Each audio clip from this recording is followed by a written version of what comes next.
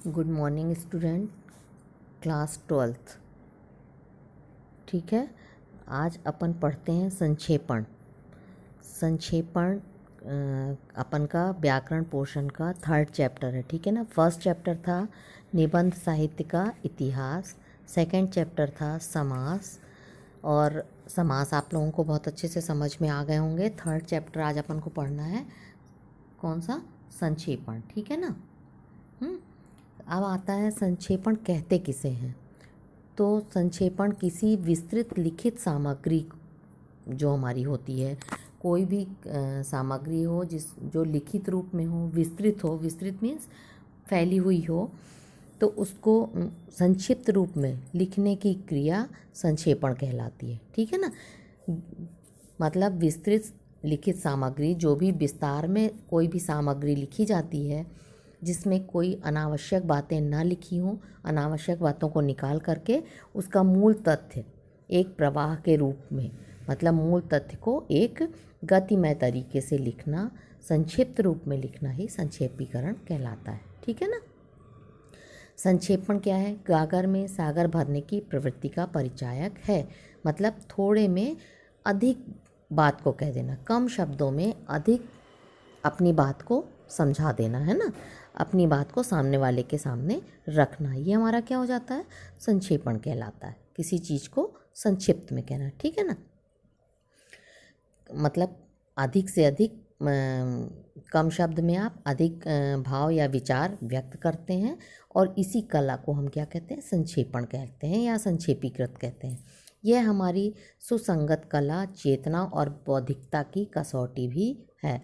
अब यह हमें हमारा क्या दर्शाता है कि हम अपनी कला को, अपनी बुद्धि का प्रयोग करते हुए कैसे कम शब्दों में सामने वाले को अपनी ओर अट्रैक्ट कर लेते हैं। ये हमारा क्या हो जाता है? संक्षेपण। ठीक है ना। अब संक्षेपण की भांति सारांश और भावार्थ भी संक्षेपीकृत रचनाएं मानी जाती हैं। अब उसके अनुसार जो भी हमारी सारांश और भावार्थ होते हैं वो भी कैसे होते हैं? संक्षेपीकृत रचनाएं होती हैं। इनमें दोनों में अंतर समझ लेना आवश्यक होता है। मतलब इनमें संक्षेपण क्या है, सारांश क्या है, भावार्थ क्या है, इसका अंतर समझ लेना भी आवश्यक होता है। तो हमारा संक्षेपण क्या है? संक्षेपण है हमारा एक समग्र भाव से पूर्ण अवतरण का पुनः सृजन करना।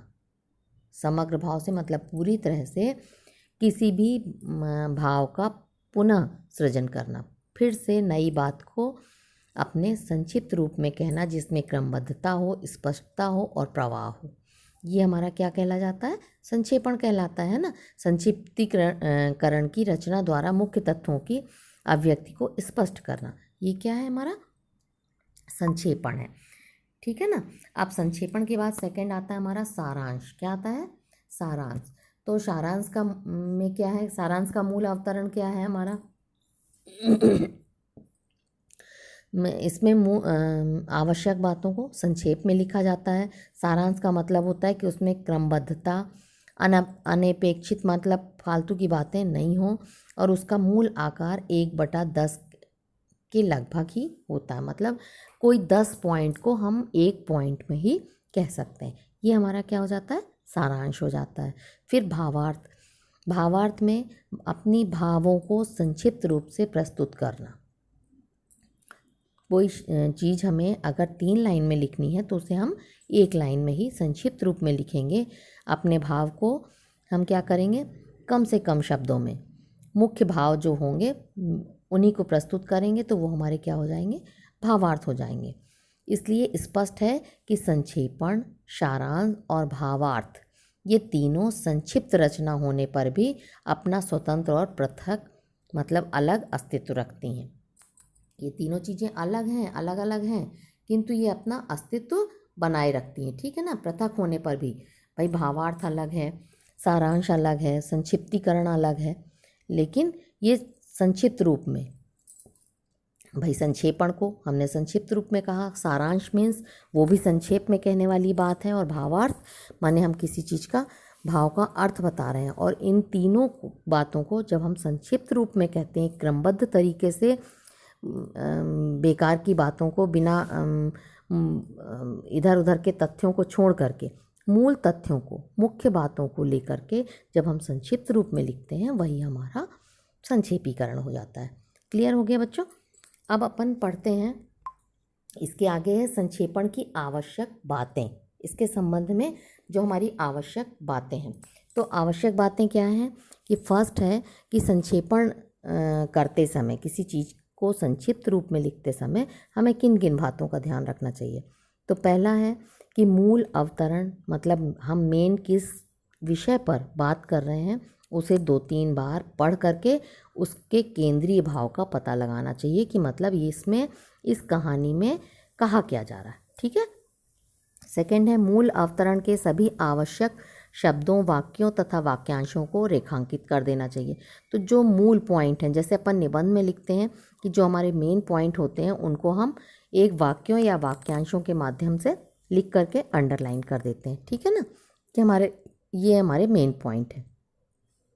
थर्ड है अपनी तरह से किसी भी प्रकार की टीका टिप्पणी नहीं करना चाहिए और मत को प्रकट करना सर्वथा वर्जित है। मतलब अपने तरफ से किसी भी प्रकार का कोई उसमें उपयोग नहीं करना चाहिए शब्दों का। ठीक है ना।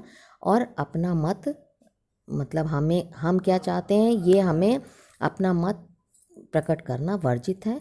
जो मूल तत्व हैं, जो उसमें हमारे शब्दों में किताबों में लिखे गए, निबंधों में लिखे गए, हमारे भावार्थ में लिखे गए, उन्हीं को हमें प्रकट करना है।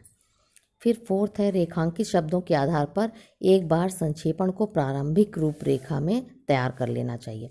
अब जो मेन शब्द हैं उनको हमें संक्षिप्त रूप में एक रूपरेखा के रूप में तैयार कर लेना चाहिए। निबंध की अपन रूपरेखा तैयार करते हैं, जैसे दीपावली, तो दीपावली क्या है, कब मनाई जाती है, यह त्यौहार क्यों मनाया जाता है, इससे लाभ क्या है, इसके हानि क्या है, तो एक रूपरेखा अपन तैयार करते हैं, फिर निबंध लिखते हैं। उसी प्रकार से संक्षिप्त रूप में हम उसका क्या करते हैं, एक रूपरेखा तैयार कर लेते हैं। फिर संक्षेपण में विषय प्रवाह और क्रमबद्धता का ध्यान रखना चाहिए। जैसे हमने आपको निबंध में बताया था कि निबंध लिखते समय हम क्या लिख रहे हैं, पहले हमें क्या लिखना है, पहले किसी चीज़ के हमें एक प्रस्तावना लिखनी है कि भाई ये चीज़ ये है। मतलब मान लीजिए कि हम विज्ञान के ऊपर निबंध लिख रहे हैं, तो विज्ञान है क्या, पहले तो अपन प्रस्तावना में ये बताएंगे कि नहीं बताएंगे। तो उसी तरह से आपके संक्षेपण में भी होता है कि हम पहले एक रूपरेखा तैयार करते हैं और उसकी जो भी विषय की क्रमबद्धता होती है उसे बताते हैं क्रमबद्ध तरीके से।